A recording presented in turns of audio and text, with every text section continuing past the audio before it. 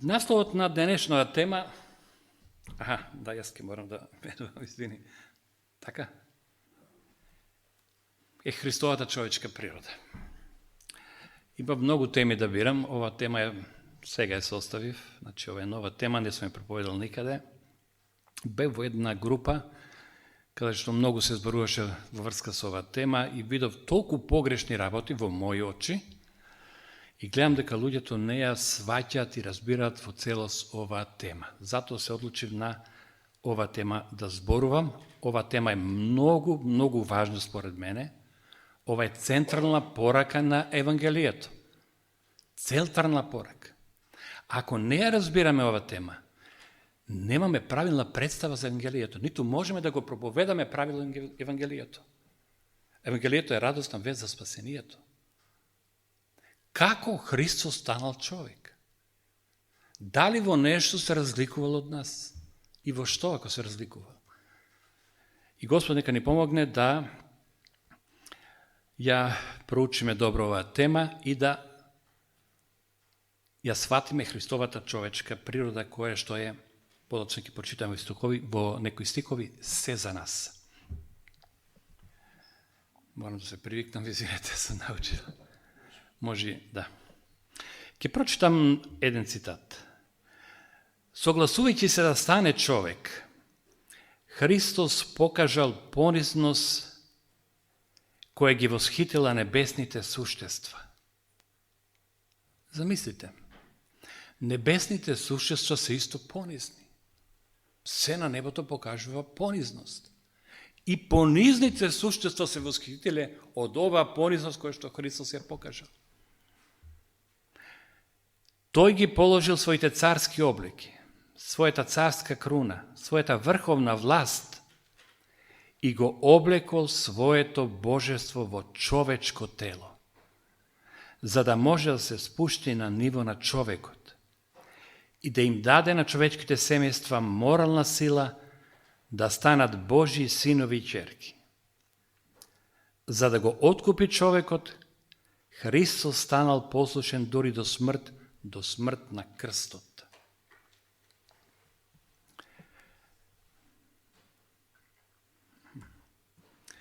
Човечката природа на Божиот син е се за нас. Ова е мој додаток, се што е потребно за наше спасение. Таа е златен синчир што ги врзува нашите души за Христа, а преку Христа со Бога. Ова треба да биде предмет на нашето проучување. Поставувам прашање зошто? Зошто Христовата човечка природа треба да биде предмет на нашето проучување?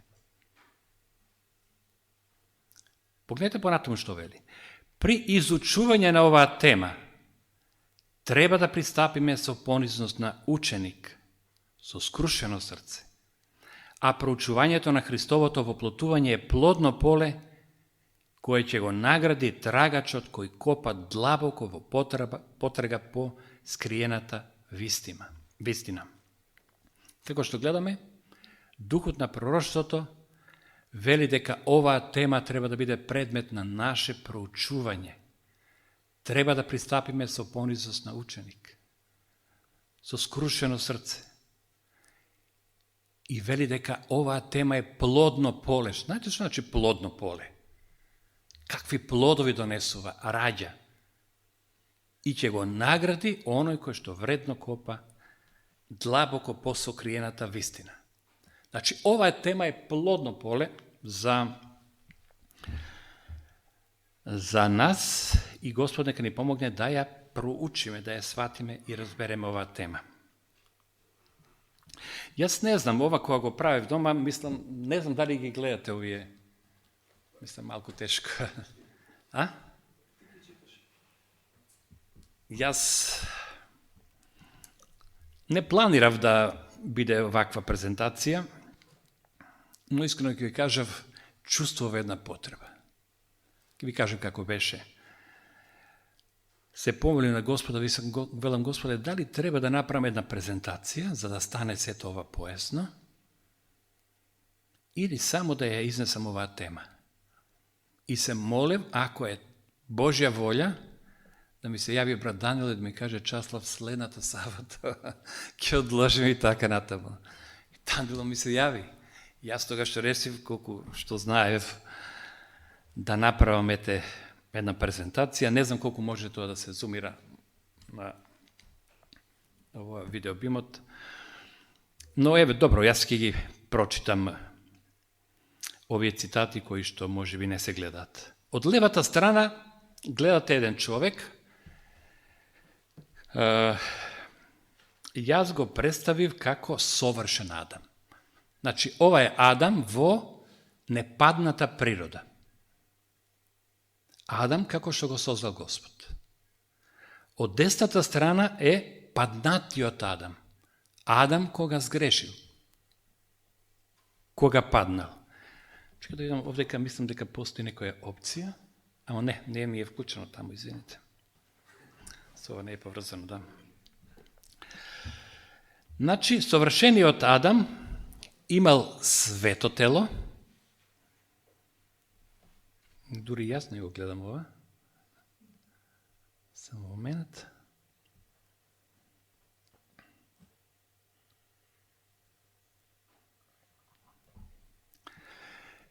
И за совршениот Адам, еве долу што писува, јас ќе ви прочитам, не било природно да греши.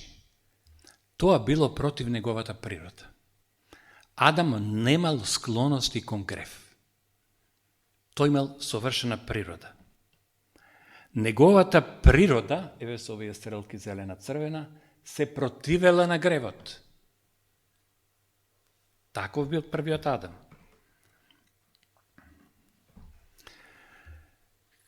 Адам го имал Христовиот ум.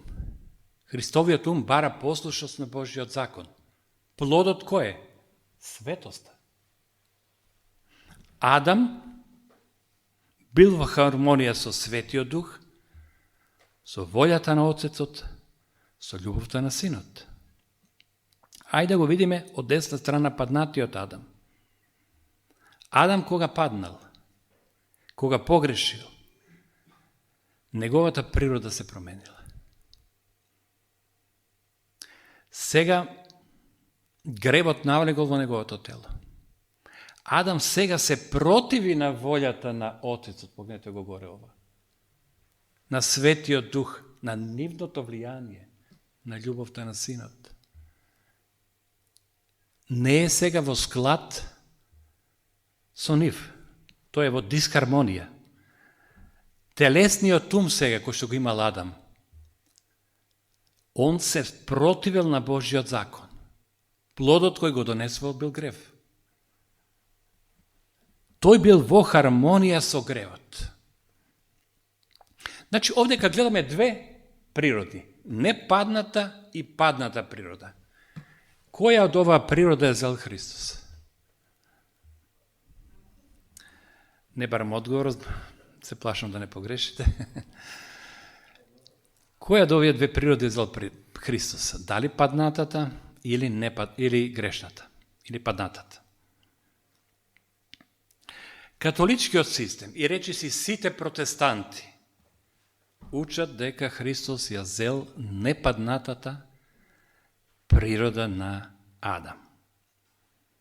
Имено зел света природа. Но, ќе видиме понатаму во текот на ова проучување, дека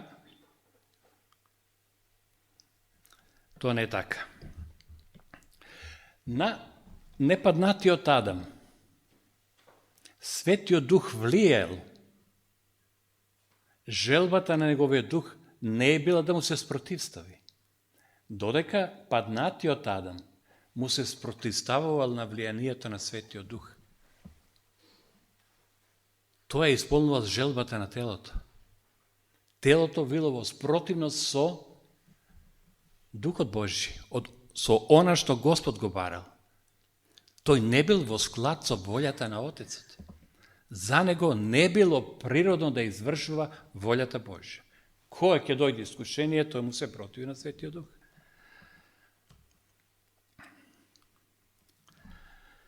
Католичкиот систем и речиси целиот паднат протестантизам изјавуваат дека Христос зел на себе свето и непаднато тело, а тоа значи безгрешно тело. Затоа што ако не беше така, тогаш на самиот Христос ке му требаше спасител. Зашто земајќи на себе грешна природа, тој автоматски би станал грешник. Но како ќе се роди од нечиста по тело Марија? По природа, по закона наследство како е? Така ли? Кога раѓаш, човекот се раѓа грешен. Давид вели уште од утробата на мајката своја сум грешен. Тоа е наследството наше. И сега католиците, протестантите што велат? Па не може од таква Марија да се роди безгрешен човек.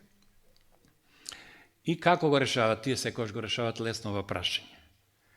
Ја прогласија Марија за непорочна или безгрешна со нивниот католички авторитет и покрај спротивното мислење на Светото писмо.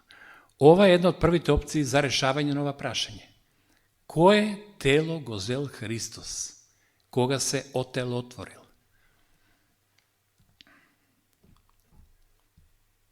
Евангелистите одлучиле поинаку. Тие изјавиле дека Светиот Дух пред да слезе на Марија го очистил нејзиното тело од гревот. Надприродна интервенција некоја. И дури тогаш во такви услови се родил Светиот Христос како Син Божи. Но постои трета опција. Христос зел на себе падната човечка природа и го осудил гревот во телото, не грешечи во ништо. Која од овие три опции? Ајде најпрво ќе размислуваме логички, а потоа ќе изнесеме докази од Библијата и духот на пророштвото. Која од овие три опции ви изгледа вака најлогична? Третата, што значи? Дека тој зел грешно тело и во телото го осудил гревот, а при тоа не погрешил ништо. Опа. Сега морам и таму и ваму. Значи, еве ги овие два слайда. Значи, Христос зел падната природа и во таа падната природа го осудил гревот во телото.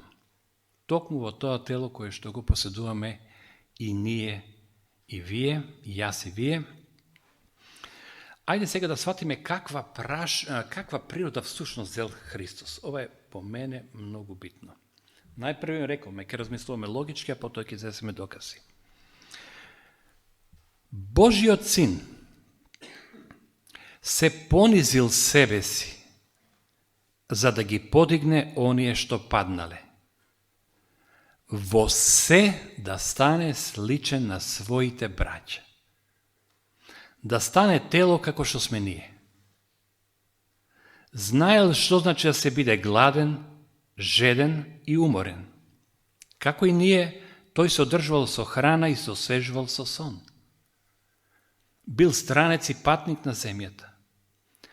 На светот, но не од светот. Искушуван и мачен како што се искушувани и мачени денешните мажи и жени, но живеел живот без грев. Нежен, сочувствителен и жалостив, имајќи секогаш обзир кон другите. Тој во целост го представил Божиот карактер.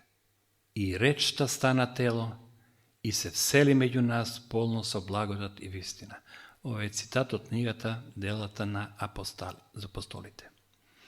За каква природа се зборува овде во овој текст? За падната или за непадната природа? Значи, Христос зел падната природа. Да. Одиме понатаму. Овдека се прикажени три природи. Овде ќе гледам да подобро се слуша. Првата природа е непаднатата Адамова природа. Значи, Адам кога не погрешил. Svetio Duh vlijel na него. Samo moment. Evo, ova sakam, da li se gleda tamo? Da. Ова е непаднатата Адамова природа. Светиот Дух делувал на неговата волја делувала на емоциите, сето тоа влијаело на неговото тело. Втората природа која што ја гледате под број 2 е после падот на човекот, кога Адам погрешил. Обратете внимание. Немам дали добро се чита овдека? Ај сега можем вака, ми се чини. Кога веќе сум тука. Дали се гледа подобро? Значи, човекот се спротивставува на Светиот Дух. Дјаволот преку паднатото тело влие на неговите емоции, преку емоциите влие на неговата волја. И волјата на човекот се спротивставува на Бога, на влијанието на Светиот Дух. Но кога човек наново ќе се роди, ова е втора природа која што зборуваме, ова е трета природа, тогаш погледнете, каква бариера постои.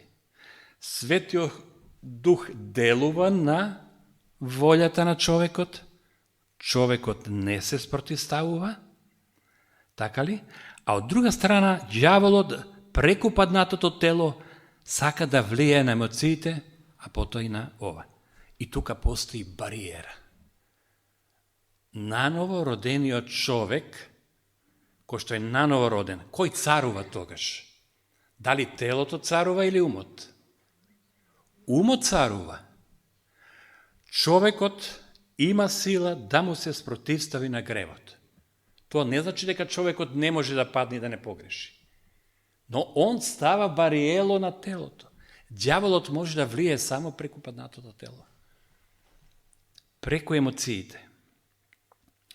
Ова се тие три природи.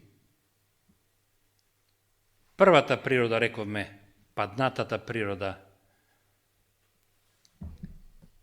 не паднатата природа на Адам, втората природа е после падот, ова е природа која што имаме ние, и ова е после човекот кога наново ќе се роди. Која од овие три природи ја зел Христос? Првата, втората или третата? Третата природа. Што значи тоа? Ако сакаме да му се спротивставиме на гревот, треба да се наново родиме. Зошто Христос, ова е проблемот кај католиците, кај протестантите, кај, не знам, овие евангелистите, кај мнозина адвентисти. Многу едноставна тема. Значи, одиме понатаму. Само не знам дали ќе се... Морам овдека. Добро. Да. Она што законот не можеше да го направи, бидејќи беше ослабен поради телото, го изврши Бог, испраќајќи го Синот свој во тело подобно. Што значи зборот подобно? Подобно на телото на гревот. Ајде вака. Кога ние се раѓаме, дали се раѓаме со ова втора природа или со ова трета природа? Со втората. Христос не ја зел втората природа, затоа се вели подобие. Ако ја зел втората природа, дали би бил грешен? Дали грешен би се родил? По секако. Дали тоа си смел да си го дозволи Христос? Не. Зошто тогаш се поставува прашањето Христов е еднаков во себе со нас? И тука е главната причина, како да кажам. Тука најмногу луѓето се бунат. Како во се кога он не се родил во ова наша природа? Он бил При самото раđenje nanovo roden. Kako da ga shvatime ovde? Ovo je najgolemiот problem. Ovde se najmnogo bunат ľuѓето. Adventiste zborova, pa i svi drugi. Денес со вас ќе зборуваме за третата природа. Природата која што ја зел Христос. За тоа денеска ние ќе размислуваме. Значи, Христос се родил со оваа природа. Имал духовен ум, кој го контролира паднатото тело, товарено со законот на гревот, и тогаш можеме и ние, кога ќе бидеме вака родени, да кажеме веќе јас не живеам доку Христос. Прашање едно, зошто Христос ја зел оваа природа? Зошто не ја зел паднатата природа? Зошто Исус се родил наново роден? Ако Христос ја зел втората природа, всушност нашата падната природа, дали на него би му бил потребен спасител? Да. Духот е оној што оживува, телото не помага ништо. Така вели Јован 6:63. Значи, Христос ја зел токму оваа природа.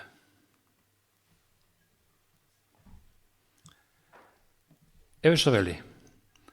Јас сум во Отецот и Отецот е во мене. Зборовите што ви ги кажувам, од себе не ги зборувам, туку од Отецот кој е секогаш во мене. Тој ги врши делата. Често пати Исус се представува како Бог во човечко тело. Самиот Исус ова го изјавил. Уште резонираме логички. Исус е зел таа природа по некоја логика, така? После ги зесеме докази. И како можел да ја земе таа природа, а да биде еднаков како нас? Мнозина велат дека со некоја надприродна интервенција Христос се родил.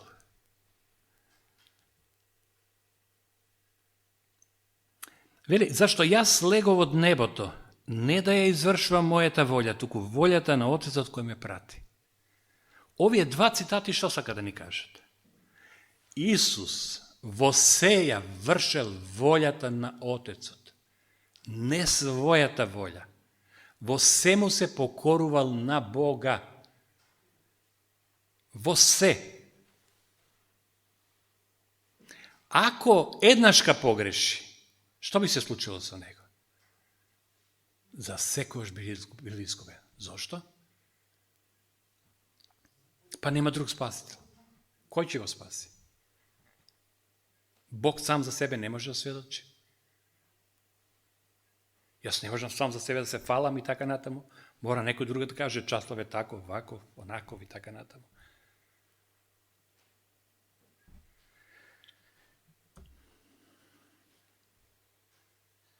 Добро. Сега едно прашање. Христос морал да се роди од озгора исто како и ние. Без ова раđење не би ја поседувал оваа трета природа.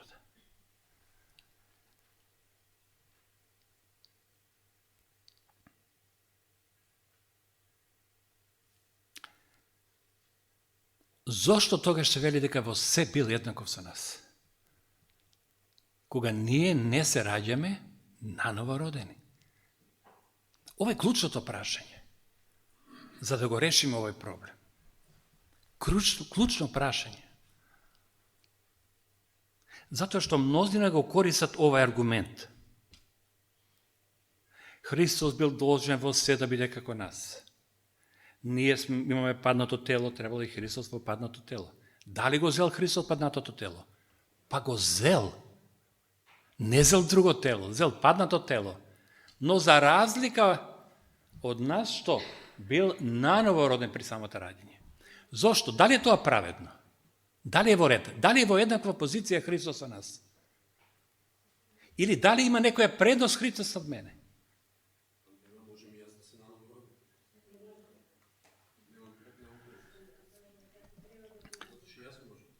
Da.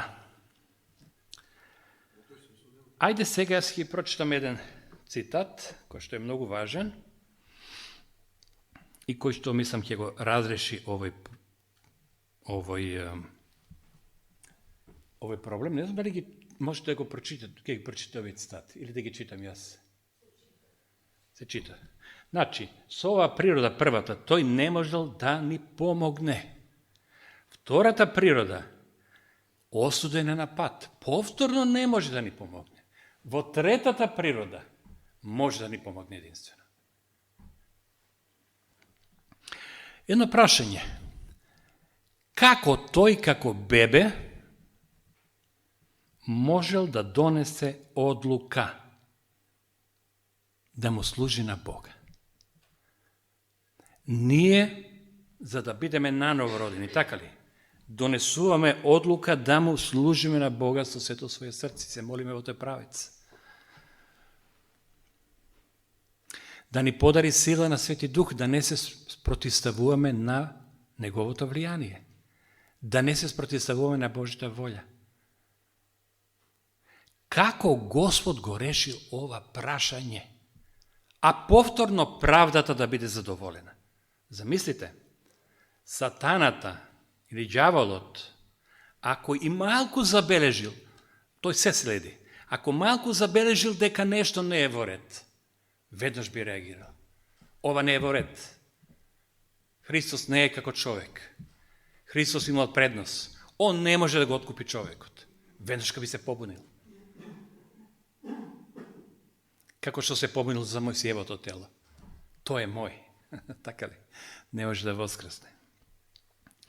Прашањето е како Христос можел да донесе одлука како бебе, за да може Светиот Дух да го води и управува.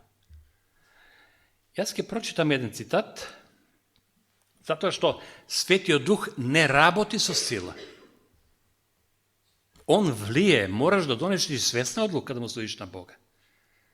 Одлука да не му се спротивставуваш на Бога. Одлука да му служиш на Бога, но не во своја сила, тоа го знаеме.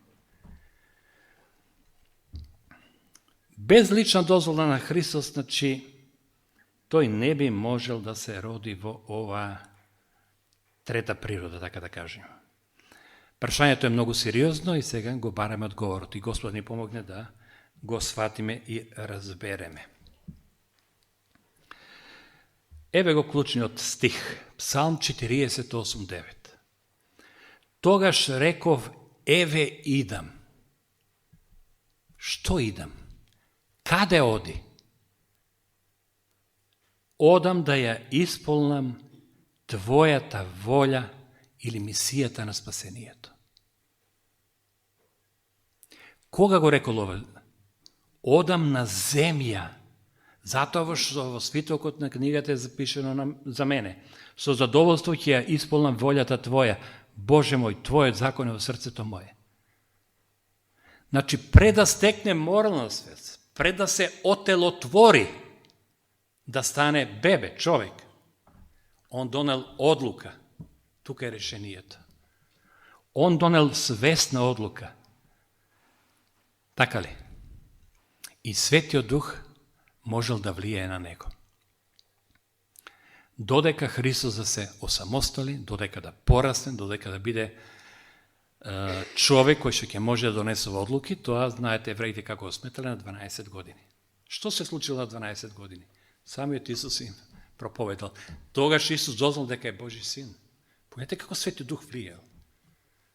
Не дознал тој сам од себе. Што им рекол Исус кој ги прашал учениците? Што мислите, кој сум јас? Кога рекле, ти си Христос, син на живиот Бог, што им рекол Христос? Телото и крвта тоа не ви го кажа, туку кој? Отецот мој, кој е на небесата. Така и Отецот на Христа му кажал, ти си ова жртвено јагне. Ти си син Божи. Сваќате? Нема никаква надприродна интервенција. Исус не бил во никаква предност od nas. Ništa. Moral да се роди во оваа трета природа.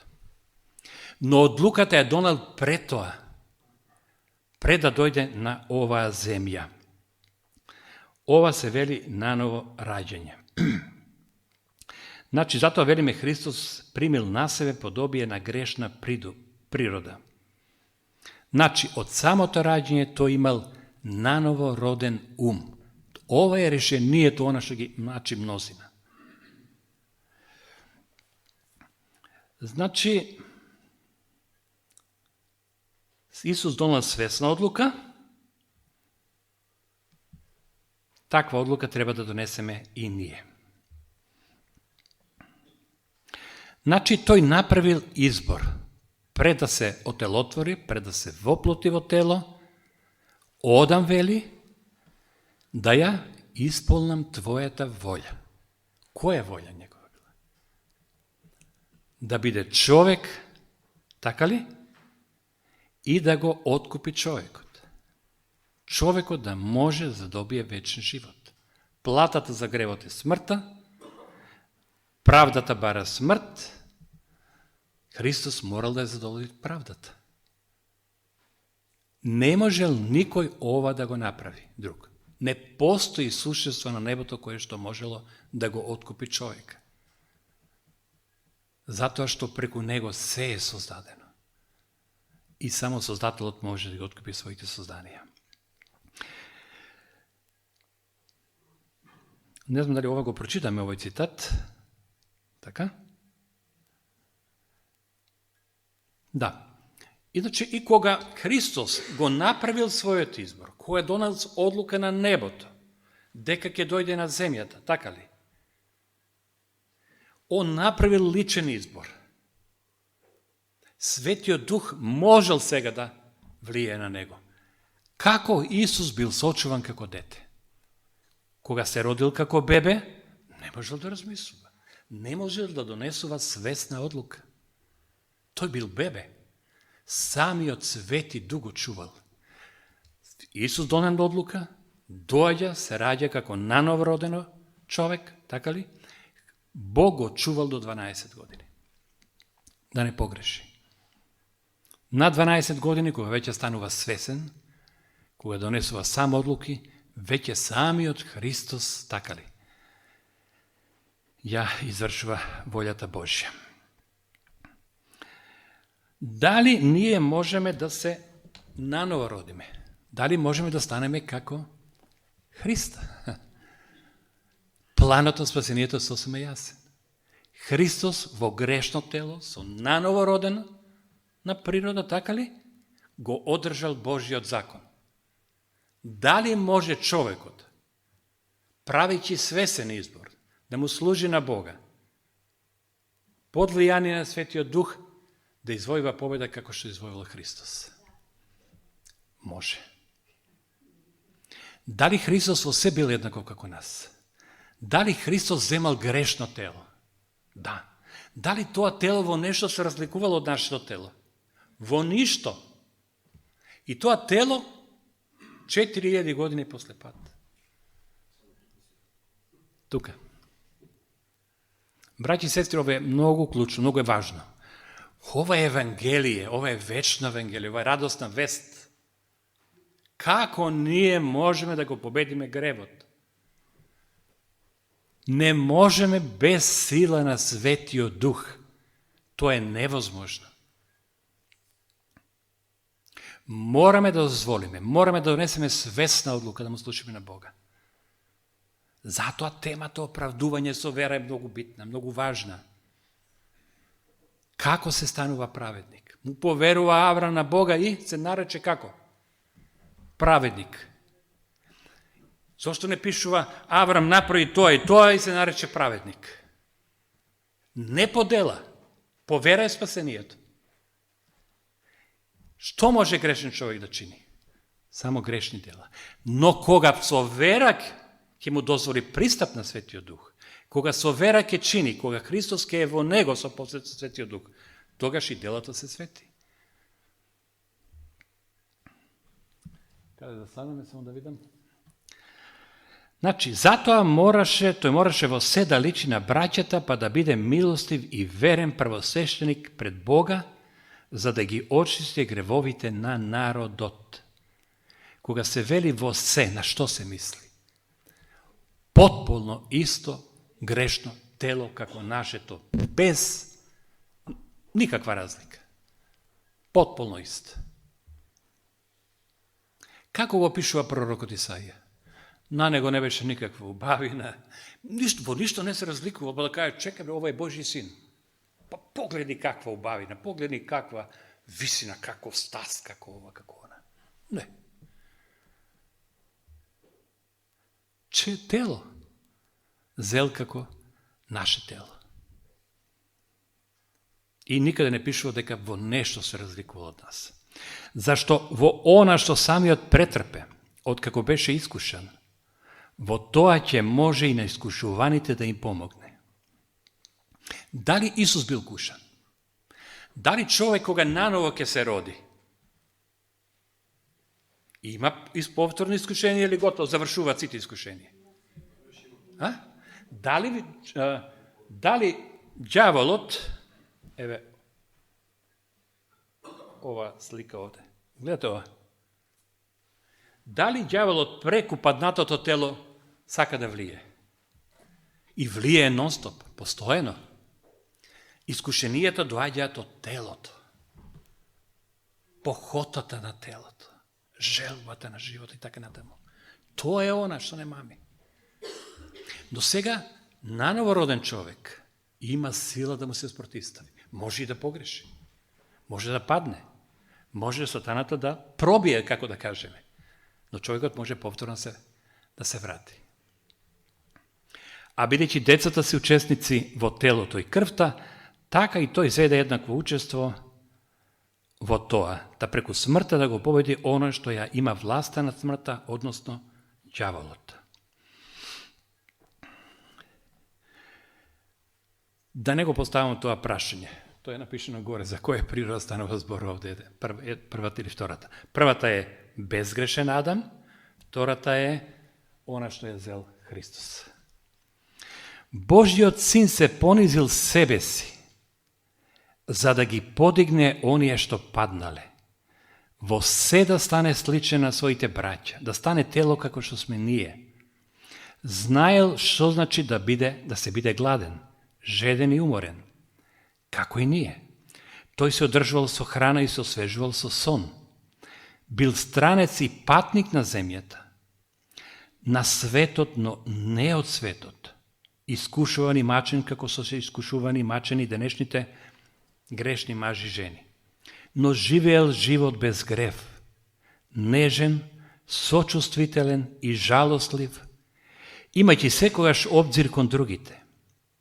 Тој во целост го представил Божиот карактер и речта стана тело и се всели меѓу нас полно со благодат и вистина. Дали треба да прашам кој е тело? Го зел Христос овде. Секако ова второто овде што го гледаме на оваа шема. Значи, забележете, телото е исто како нашето. Нема разлика, но, како што пише, прочитаме овдека, полно со благодат и вистина. Не сваќате? Исто тело, што сака да ни каже Господ овдека? Дека во ова тело грешно можеме да победиме. Благодарение на влијанието на Божиот дух. Тогаш ќе бидеме исполнети со благодат и со вистина. Тоа е можно. Тоа Христос ни го покажал и Христос ни покажал како може да се победи. Христос кога бил човек не користел никакви надприродни средства, како да кажам. Што им рекол на своите ученици? Делата што јас ги правам, не ги правам само од себе. Туку што им рекол? Вие ќе правите уште поголеми дела. Дали Исус, кога ја исцелил, ајде кажеме, жената, например, од она која болувала од течење крв 12 години, како ја исцелил? Da li upotrebil nekoja nadprirodna sila? Da li takvo čudo napravilo, da kažeme, Pavle, Petar? Da li Pavle i Petar lekuvale luđe? So koja sila? Od Boga. Hristos vo sve bil kako nas. Ne upotreboval nekoja svoja božanska sila. Vo sve zaviselo dote tot. Vedneška Sodonata bi se pobunil, ako ne bilo tako. Me shvaćate? Ovo je problem, što ljudi to nego shvaćati. Tukaj, kako bil Hristos nanova roden? Donel odluka preda se voploti. I Hristos moral da se rodi samo taka. I samo to se razlikuva.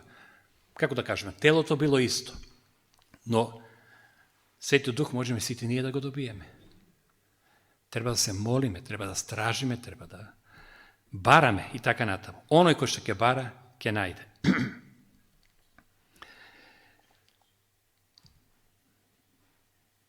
Evo što veli Elena White. Dobivav pisma vo koji se tvrdi дека Hristos nemal ista priroda kako čovekot. Zato a što navodno, ako imal čovečka priroda, bi podlegnal na slični iskušenija. Zaboravate ono element što го spomnаме. Така ли? Меѓутоа, доколку тој немал човечка природа, не би можел да биде наш пример.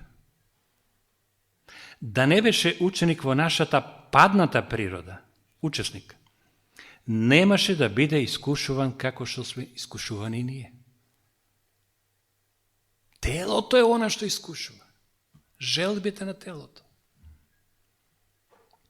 Ако за него било невозможно да подлегне на искушението, тој не би можел да ни биде помошник. Што значи? Можел да погреши. Свечена реалност е дека Христос дошол да се бори за човекот како човек. Неговите искушенија и победи не говорат дека луѓето може да се угледаат на Христовиот пример. Ни говорат да.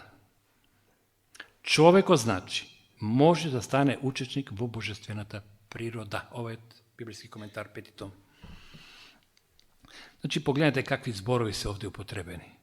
Човекот може да стане учесник во божествената природа. Ова е клучно. Во ова грешно тело, кое што и Христос го земал, човек може да стане учесник во божествената природа. Ишто еднашка прашање, за каква природа се говори во овие текстови? Секако за падната природа. Мнозина тврдат дека искушението не можело да го победи Христа. А предмалку прочитаме дека можело. Тогаш што... Не, ова го прочитаме или не? Тогаш тој не би можел да биде ставен во Адамова положба. Тој не би можел да ја извојува победата што ја загубил Адам. Ако во која било смисла имаме многу потешка борба отколку Христос, видите ли, во ни најмалку немаме никаква предност.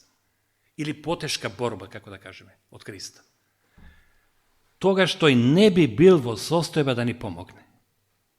Меѓутоа, нашиот Спасител ја зел човечката природа со сите нејзини склоности, зел човечка природа со можност да попушти во искушението. Ние не треба ништо да носиме што тој не поднел. И ова клучен текст долу, тој е презел природата, но не и грешноста на човекот. Ова е копнешот на вековите, горниот, а долиот знаци на времето. Значи, ја презел природата, но никогаш не погрешил. Зошто? Каква природа уште еднаш ќе поставам прашање взел? Ја взел оваа втората природа. Ајде прво еден цитат ми дојде додека зборуваше Стролгица. И ова е победата ваша, како вели? Одговорете ми вие. И ова е победата ваша. Само надополните го стихот. Дали се сеќавате? Верата ваша. Како се задобија победа? Добро. Што покорил Христос во пустината? Зошто Христос морал 40 дена да пости? Зошто? Ако не зел тело како наше. Погледнете го долниот цитат. За да ги покори желбите на телото. Апетитот е страшен. Страшна, како да кажам, правилно се изразам, сила која што може да влие, да не искуша да паднеме. Адам и Ева како паднале? Убаво на гледање. Па се имале. Се во изобилство. Може би хилјадници дрвја таму имало. Но до да. Добро, не знам сега дали ова да го читам, затоа што само ќе го повториме ова што го онодиме, пошто иначе како да кажам, сите ми замерат, минатиот пат во Белград бев сат и 40 држав на проповед. Мислам, претерва, али гледав дека имаше интерес, знаеш, и така некако се мислев дека брзо ќе ја завршам проповедта, ми се чинеше тука 40 минути, но секој што доаѓаат мисли, се надополнуваш и нема крај. Така да мислам дека може би е подобро да прекинем овде. Еве, јас ова проповед му ја дадов на Борче може да ја подели на секого, може да ја погледа и да ја има и така натаму. Господ нека ни помогне да ја го Знаете што? Овде кога се работи за правилно разбирање на Евангелијата. Христовата ljudска природа, човечка природа, што прочитаме ако се сеќавате во првите цитати? Ајде не ги бараме. Дека таа е плодно поле за кого? За оној вреден истражувач и понизен ученик. Многу работи можеме тука да сватиме и да научиме. Каква борба ни предстои, каква борба треба да водиме и со какви сили можеме да извојуваме тоа победа. Ова е Евангелие, ова е радосна вест за спасение. Господ нека ни помогне во тоа е моја желба, молитва и за мене и за вас. Амин.